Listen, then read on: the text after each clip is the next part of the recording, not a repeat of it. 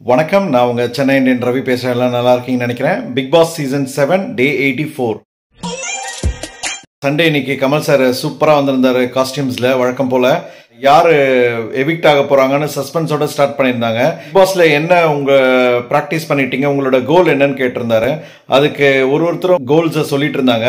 Maximum எல்லாருமே சினிமால பெரிய ஆள் ஆகணும், டைரக்டர் ஆகணும், நடிக்கணும், ஹீரோ ஆகணும், காமெடியன் ஆகணும், கேரக்டரிஸ்ட் ஆர்டிஸ்ட் ஆகணும், அந்த மாதிரி தான் சொல்லிட்டு இருந்தாங்க. தினேஷ்ல இருந்து நிக்சன் வரைக்கும் எல்லாருமே நடிக்கணும் தான் சொல்லிட்டு இருந்தாங்க. அது ஒருத்தர் விடாம ஒரு பாத்திரத்தை பத்தி தான் பேசிட்டு சினிமா தான் அவங்களுக்கு வாழ்க்கைன்ற மாதிரி பேசிட்டு இருந்தாங்க.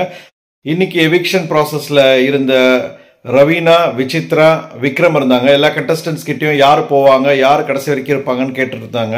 அதுக்கு நிறைய பேர் விக்ரம்க்கு ஒரு சான்ஸ் கொடுக்கலாம் அப்படின்னு சொல்லிட்டு இருந்தாங்க. மாயாவும் பூர்ணிமாவும் மட்டும் விசித்ரா மேம்க்கு ரொம்ப சான்ஸ் கொடுக்கணும், ஏன்னா அவங்க ப்ரூவ் பண்ணியிருக்காங்க, அதிகமான நாட்கள் இருந்திருக்காங்க, வயசாயிட்டு கூட நல்லா அவங்க ப்ரூவ் பண்ணியிருக்காங்கன்னு சொல்லிட்டு இருந்தாங்க. கடைசியாக பார்த்தீங்கன்னா யாருமே எதிர்பார்க்காத மாதிரி விக்ரம் இன்னைக்கு எவிக்ட் ஆயிட்டாரு.